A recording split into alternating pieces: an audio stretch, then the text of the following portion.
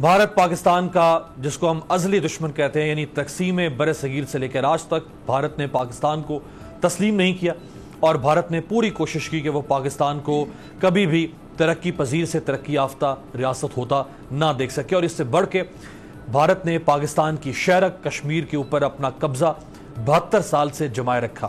یہ تو ایک حقیقت ہے، لیکن کل ہم نے جو امریکہ میں دیکھا، کل رات جب امریکی صدر ڈونلڈ ٹرمپ نے بھارتی وزیر اعظم کی بھارتی نژاد امریکیوں سے تقریب میں شرکت کی، یہ پہلی دفعہ ہوا کہ امریکی صدر نے امریکہ کی تاریخ میں کسی غیر ملکی سربراہ حکومت یا سربراہ مملکت کی کسی خاص ایتھنک کمیونٹی سے خطاب کی تقریب میں شرکت کی ہو۔ اس سے پہلے کبھی امریکہ کی تاریخ میں یہ نہیں ہوا کہ امریکی صدر نے کسی غیر ملکی سربراہ حکومت یا سربراہ مملکت کی کسی ایتھنک کمیونٹی سے جو خطاب کی تقریب ہے اس میں شرکت کی ہو۔ بڑا مضبوط جیسچر دیا، میں زبردست کا لفظ استعمال نہیں کرتا، لیکن بہت مضبوط جیسچر دیا دونوں، نریندر مودی نے بھی اور ڈونلڈ ٹرمپ نے بھی۔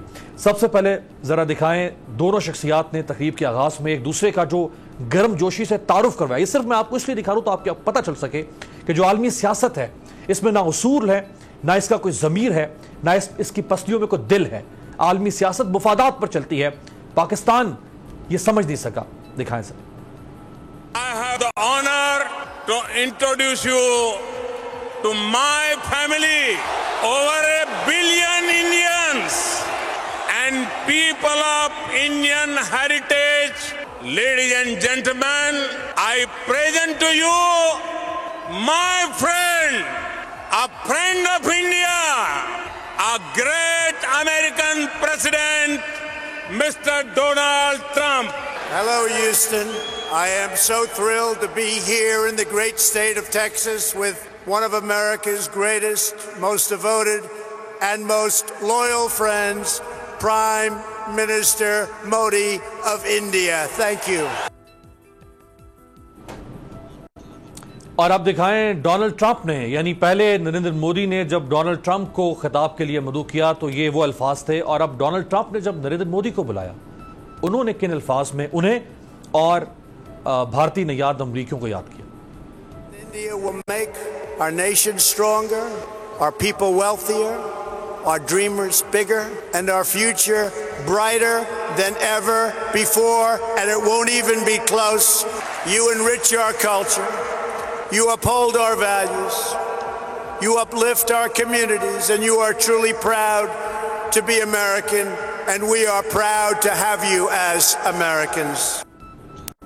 ہم کل کی اس تقریب کو جتنا انڈرمائن کرنے کی کوشش کریں، لیکن اب وقت ہے پاکستان کے پالیسی سازوں کو اور فیصلہ سازوں کو یہ دیکھنے کے لیے کہ وہ جو اس قسم کی یونیورسل حقیقتیں ہیں ان کو پہچانیں اور دیکھیں کہ دنیا کس طرح سے امریکہ کے قریب ہوئی یا امریکہ سے انہوں نے تعلقات بنائے، بالخصوص بھارت نے، اور پاکستان آج کہاں کھڑا ہے۔ کل کی تقریب میں 50,000 کے قریب کہا جا رہا ہے بھارتی شہریوں نے شرکت کی، امریکی ریاست ٹیکسس کے شہر ہیوسٹن میں، اور اس میں ہیوسٹن کے جو میئر ہیں سلویسٹر ٹرنر وہ بھی موجود تھے۔ ذرا دکھائیں، سلویسٹر ٹرنر نے اپنے شہر کی علامتی چابی کی آف دی سٹی وہ نریندر مودی کو پیش کی، اور اس کے ساتھ ساتھ یو ایس سینیٹر ٹیڈ کروز وہاں پر موجود تھے۔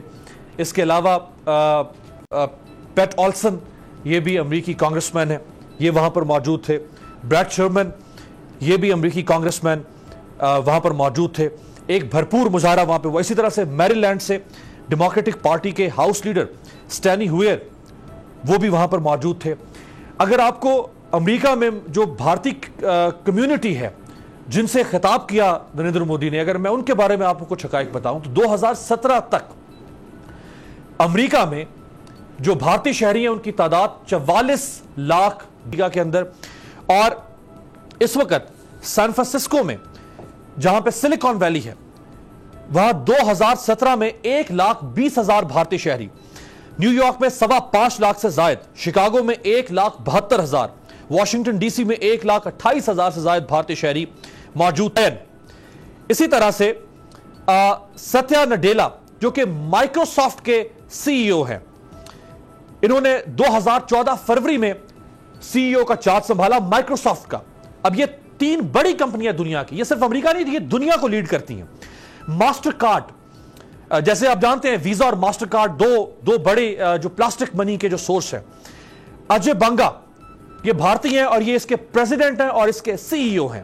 نوکیا, آج شاید سیلولر کمپنیز میں اس کا وہ نام نہیں, لیکن ایک دور تھا جب نوکیا کا توتی بولتا تھا. راجیو سوری نوکیا کے 2014 میں سی ای او بنے امریکہ میں. اسی طرح سے کاگنیزنٹ کمپنی ہے جو کہ ملٹی نیشنل کمپنیز کا ایک گروپ ہے اور یہ I T services, digital technology سے ریلیٹڈ اور آپریشن سے ریلیٹڈ سروسز پرووائڈ کرتی ہے. اس کے سی ای او فرانسسکو ڈسوزا جب یہ سی ای او بنے تو اس وقت اس کمپنی کی جو ریونیو تھا وہ $2.1 بلین تھا 2007 میں, اور 2018 میں ٹھیک 11 سال کے بعد ان کی لیڈرشپ میں جو اس کمپنی کا ریونیو ہے وہ $16.1 بلین تک پہنچ گیا تھا. اسی طرح سے دنیش پلیوال یہ ہارمن انٹرنیشنل کے سی ای او ہیں. یہ ایک سبسیڈری ہے سیمسنگ الیکٹرانکس کی. سیمسنگ دنیا کی بہت بڑی کمپنی, ساؤتھ کوریا سے اس کمپنی کا تعلق.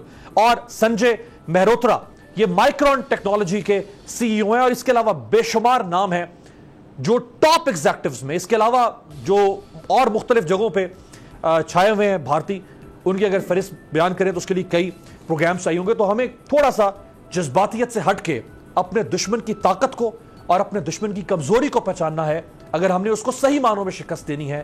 ورنہ ٹاک شوز یا نعرے لگانے سے کہ بھارت کو جلا دو اور مودی ہٹلر ہے, شاید اس سے کل کے مناظر دیکھنے کے بعد لگتا ہے کہ ہم شاید اب اس طرح سے کامیاب نہیں ہو سکیں گے. اگر ہم نے کامیاب ہونا یعنی بطور پاکستانی ریاست, تو اس کے لیے ہمیں کوئی اور راستہ اختیار کرنا پڑے گا.